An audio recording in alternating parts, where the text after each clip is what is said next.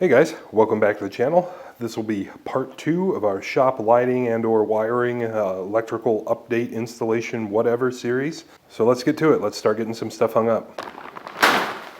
So that's what it must be like. And to begin down that road, you can see I've added some installation materials to our pile of crap here. Over here, these hilariously long dark black zip ties. These are 48-inch HVAC duct zip ties. I don't need them anywhere near that long, but the price difference between like as long as I needed and as long as I could get really wasn't that high, and I'm not going to use these all, so nice to have around for later. But each one of those is capable of supporting like some stupid amount of weight, like 200 pounds or 250 pounds, something like that. That is what we're going to actually use to support those lights. That's what we're going to use as zip ties to put those on the garage door opener. That's not going to be a problem. Those are going to hold up just fine. Those light heads each only weigh a pound or two. And then we have more or less just like regular zip ties, just for clipping the wire up as we go, as much as we can and stuff like that. Some of those are regular, some of them have screw hole heads in them, so we can screw them on if we want to. And then we have a whole bunch of these 1/2-inch conduit hangers, which the reason we have a whole bunch is because it was the cheapest way to get them. I think it was 20 bucks for like 100 of them, and at the hardware store they were a lot more money than that.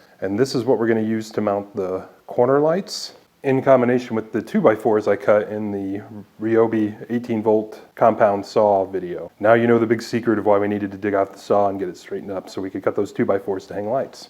And the theory of how this is going to work is we're going to put those conduit clamps on the handles of these things because they're just a little bit too big for the actual steel. And we're going to screw those conduit clamps into these 2x4s, and then these 2x4s are going to get screwed into the corners of the garage between the studs and the corners of the wall. Since we don't have drywalled walls in all the corners where I'm putting these, I can just run these straight into the screws. And then in the future, if somebody wants to pull these 2x4s out, they can just pull the screws and off they go. If you look around this garage, there's screws and nails and crap all over the place already where people have hung jump ropes or whatever they hung before I moved here. So I don't really think the landlord will care about this. And this should also be just ridiculously overkill in terms of strength. These things will never fall down. To keep them in plane, however we want to decide to angle them, which we really won't know until we get them hung up and try them, I'll probably more or less just put like a couple screws or something in here that I can zip tie around and just hold the angle with zip ties. And then of course just some basic screws. Those are just like 2-inch deck screws because I happen to have some. And then these guys are the type of screws you'd usually use to put on like a sheet metal roof or sheet metal siding on a pole barn. And I've used them before a whole bunch of times to mount these conduit clamps, and they end up working out just awesome. So the washer on them is plenty big enough that they don't fall through the hole,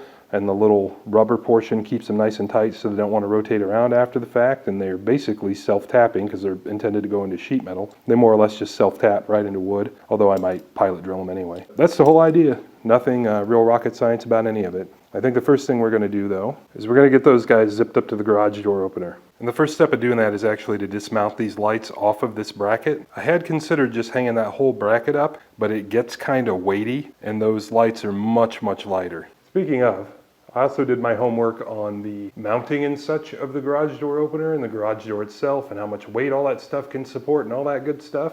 And from the looks of things, a garage door this size, just a standard residential door, which I think this is probably like a 14-foot door, can weigh up to about 200 pounds. So if we assume that's all evenly distributed per corner, we're talking 50 pounds per corner. The garage door opener itself, I looked up a similar one. They weigh about 25 or 30 pounds. Plus they have to resist the, whatever forces they have, which really shouldn't be a ton. But each corner, so the garage door on each side and the opener itself, is each held in with two what appear to be 3/8 lag bolts. A 3/8 lag bolt, even a crappy one in tension, would take many thousands of pounds of force to actually break the bolt and to actually rip it out of a 2x4 stud, which I assume is what they're screwed into up there, or probably a 4x6 at least, because those are actually like floor joists, roof stud, whatever. I'm not a contractor, guys, or a construction guy, so bear with me a little. The short version of this story is I'm pretty sure that the maximum of 10 pounds for each location I'm going to add to all this stuff is going to work out just fine for us. But I didn't go into it just blindly. I did think about it.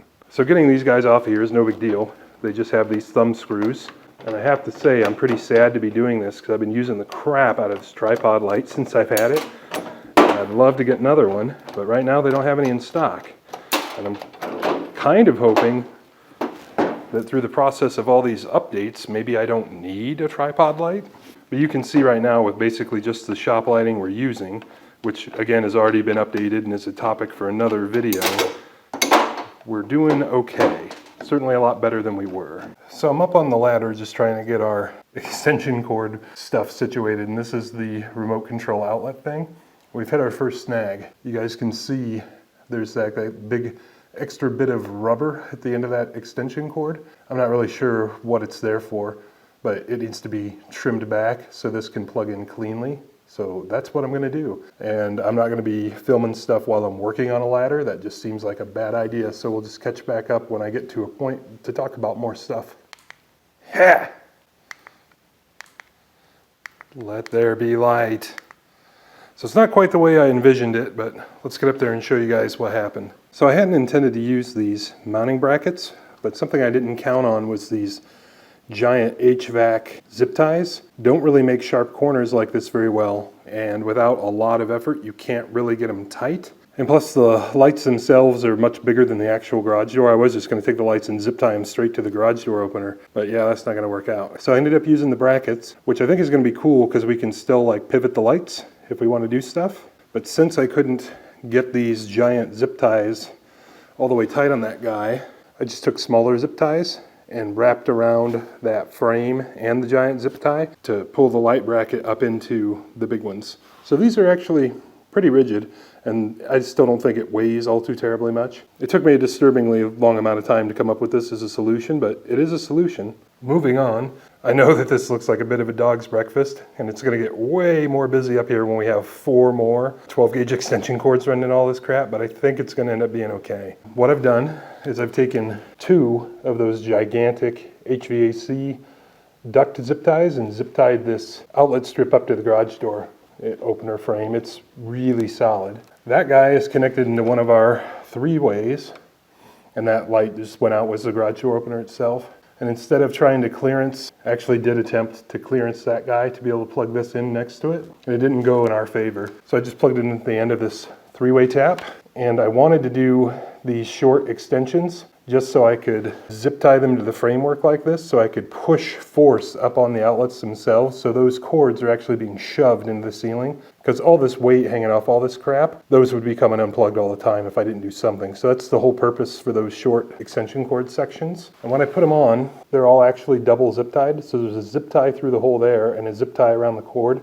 So the cord's never metal against metal. None of these cords are. So they're all set up that way. Other than looking pretty sketchy, it really isn't. This cord for the garage door opener was wrapped tight around that framework before I started, and this house was built 10 years ago and it's fine, nothing's rubbed through. You can see I don't have any kind of interference on the chain at all. There's no possibility of any wires getting in there. Everything's all routed out of the way, and it'll continue to be that way. When I bring in those other 12 gauge wires, they'll probably all end up zip tied in a big bundle right up there or in this other corner, but either way it's all going to be up as high as I can because it all needs to clear the garage door going up and down too. Speaking of, we'll give you a demo of that. You'll see there's absolutely no problem of any kind.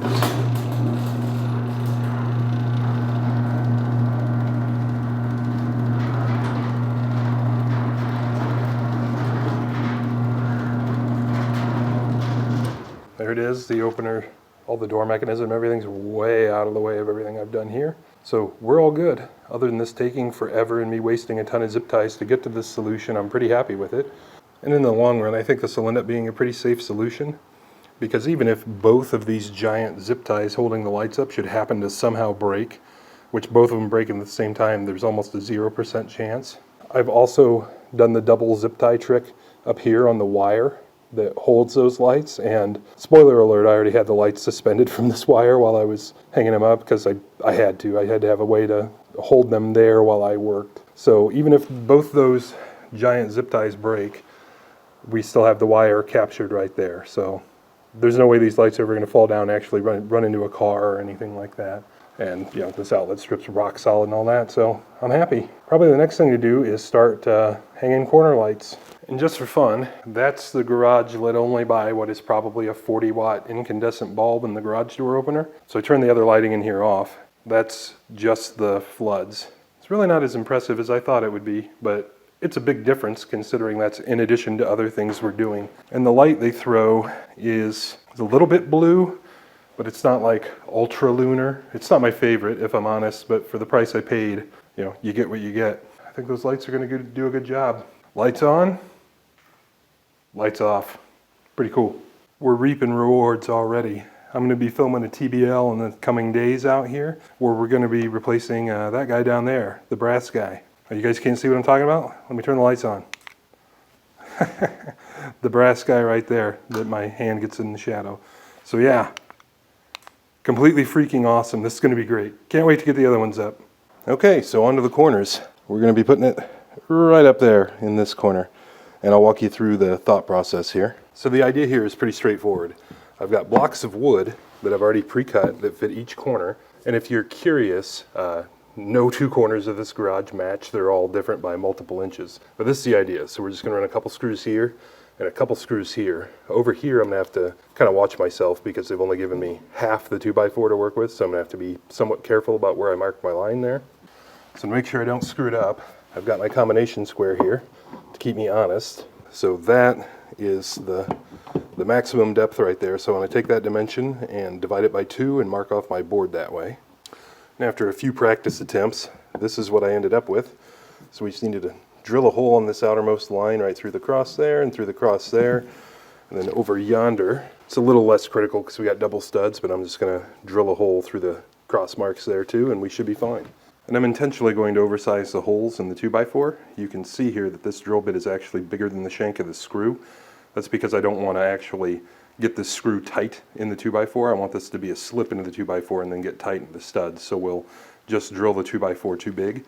You'll also notice these screws are none too long for the job. So I don't really mind if we kind of bury the screw in the wood a little bit, just grab a little more stud. They're just the screws I had, so that's what we're going to use. Hilariously, it is actually the most convenient for me right now to use my drill press to do this, but obviously you don't have to use a drill press for it. Actually, I forgot I wanted to put a towel on the drill press because I just oiled it all up. That's better. Let's try again. There we go.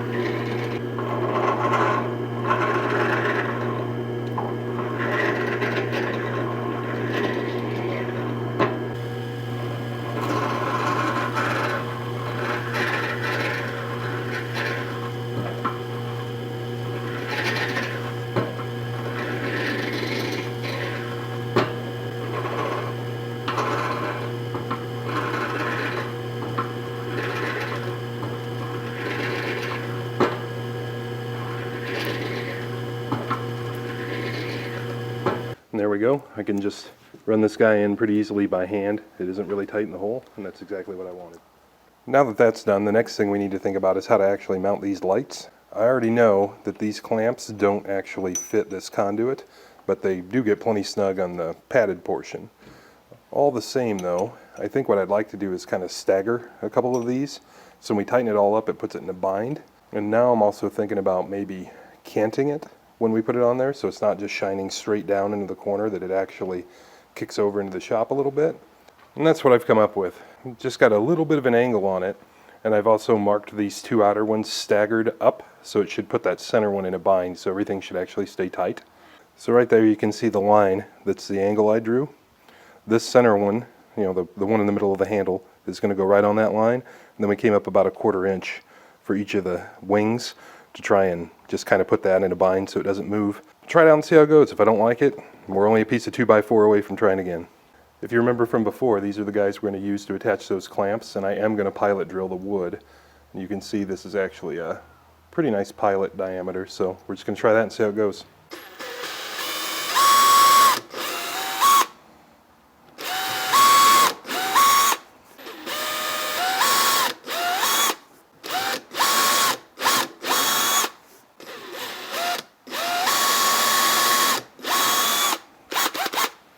Get our clamps on. Should not be a huge deal. Hopefully we don't just like blast right through the wood. Feels pretty good.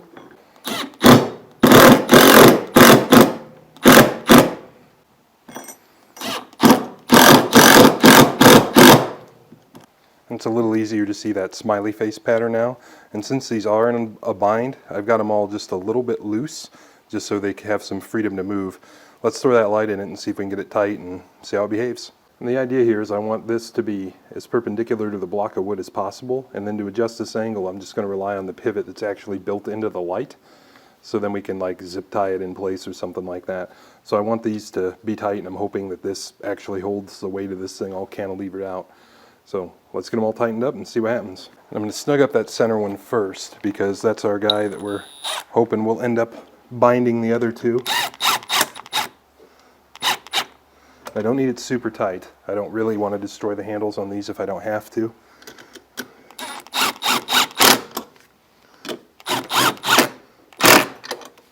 Oh yeah, that's pretty good.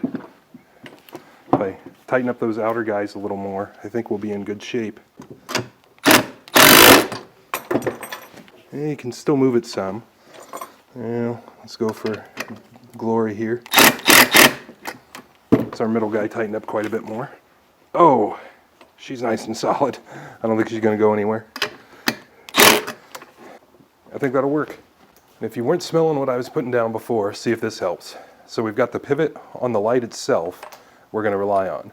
And we'll probably just throw a zip tie around the electrical cord back here and zip tie it into whatever angle we decide that we like. Meanwhile, the actual framework of this thing is going to remain stationary to the 2x4. And she's not like I'm going to do a ton of pull-ups off of it, but plenty tight. And I think I can probably tighten these up more. But we're going to end up taking this right back off of here anyway to bolt this thing onto the corner. But I'm happy with how it's going. And I'll tell you guys, if there's one person's life I like making easier, it's mine. And past me apparently thought it'd be a good idea to buy a 30-pack of Wiha T20 Torx. Past me is awesome. And there she is, up there nice and solid. That one you probably could do pull-ups on. Let's go throw the light in it. And that's the whole idea. So now the only thing left to do is see how bright the thing is. Let's get the garage door shut and all the other lights turned off, and we'll give it a shot. So same as our other lighting tests, the only lighting on in here at all right now is probably the 40-watt bulb from the garage door opener, which is right above the camera. Let's go kick that other light on and see what happens. I'm betting good things. Yeah, pretty good. It's clearly blowing the camera out because we're kind of pointed at it. But as soon as we don't point at the camera, we've got pretty good light coming out of that corner. And when there are 4 of them plus the 2 in the middle, it's going to be awesome in here. So in fact, let's turn on the rest of the stuff and just see how that corner looks then. So I was just turning on the regular garage lights. Center up in the corner just a little bit more. Looks pretty good. Now I'm going to turn the 2 that we already installed, which are almost right above the camera, on. Well, there we go, for sure. Yeah, that is the bomb.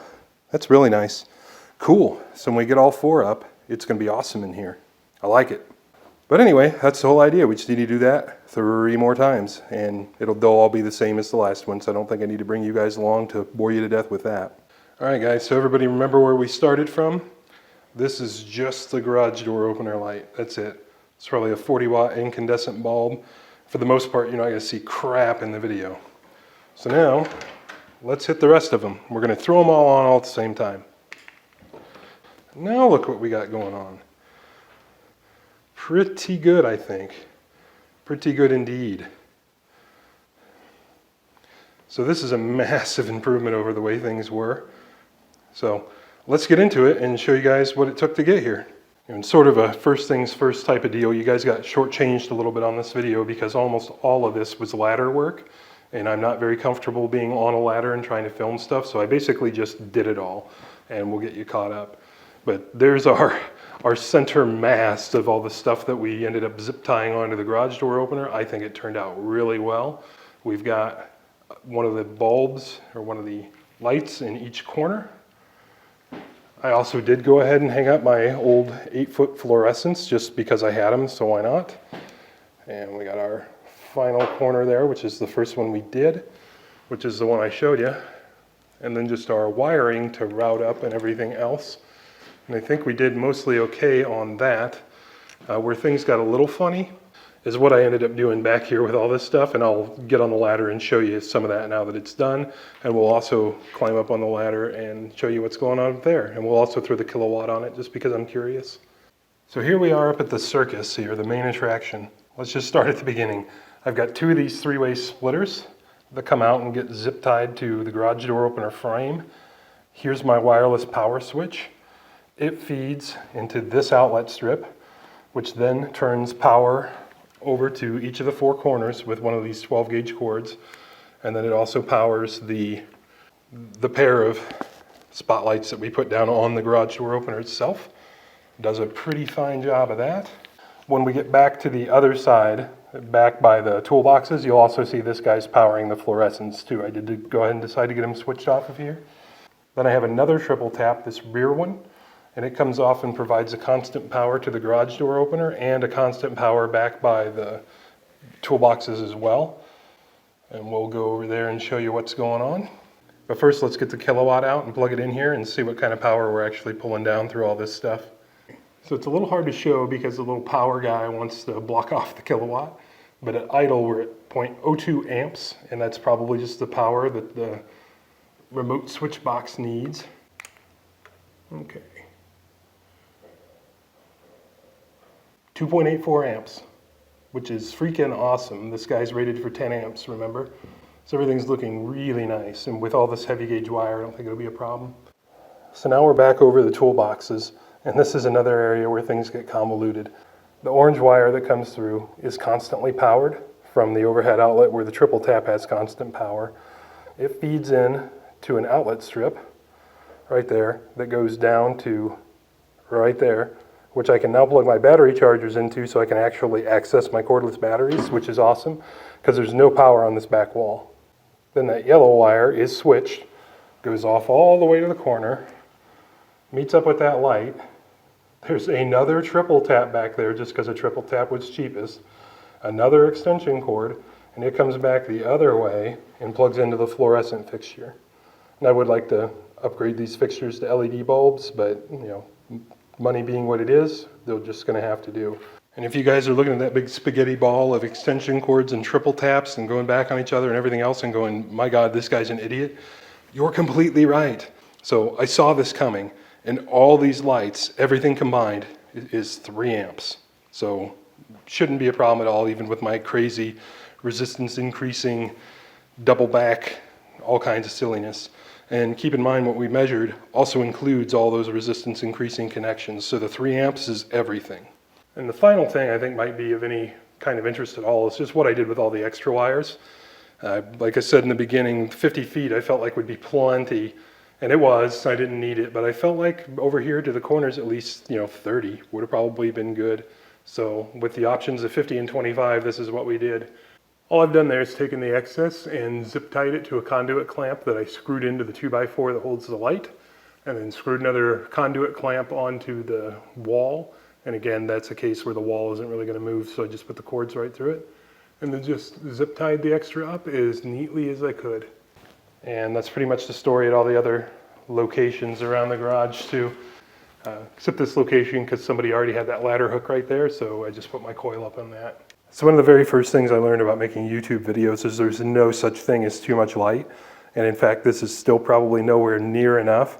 But it is way better than the 2 CFLs we started the channel with. This has been a huge improvement. I've already filmed quite a few videos with about half of these lights installed. Let's give you a little survey of the land in more of a way in which you're not just staring straight at the lights. And you can see I've reorganized the garage a little bit too. But that is the far wall. That's the corner the tractor always sat in. And then coming around the other side, there's the workbench, which is piled high with crap because we aren't done reorganizing yet. In the other corner, and then the toolboxes and such. So I think it turned out pretty cool. Let's get all the vehicles back in here and see how it looks, because you guys and me never ever see this place dead empty, so it looks weird anyway. And here we are, back at our old regular viewing angle where we've had a bajillion kind of vlog type of videos. That's what we're looking at. This is also still the old camera because I started this series with the old camera. We'll switch off to the new one here in a minute. This is what we're looking at these days. And it's looking pretty freaking good. See, we've got pretty nice light all around the shop now. Let's change cameras. And this is what we're working with now. This is the wide angle lens on the new camera. And you can see that this is just absolutely killer compared to what we used to have. It's going to be really nice just to wrench out here with additional lighting, never mind the fact that you guys will actually be able to see stuff. So as I said at the outset of this one, I really hope you guys can see that I'm making an effort here to kind of bring my game up, and we're making steady progress as we go. You regular viewers, if you've heard me complain for the last 2 or 3 months about my back hurting, This project is why. I have discovered that working on a ladder and working over my head for 3 or 4 days in a row or whatever is just not a good idea. There's also a lot of heavy lifting and stuff like that involved in some of this stuff. You can see that a lot of the just general clutter around the shop is now gone too. That was the entire point of Mystery Box March, was to be able to have a place to actually organize that crap down in the basement so we can get our game on out here and get serious about stuff. And I hope you guys can appreciate the amount of effort I'm making here, and like, comment, subscribe, all that good stuff. So as always, guys, I appreciate you stopping in, and we'll catch you on the next one. And one more just for fun. This is with the spotlights on.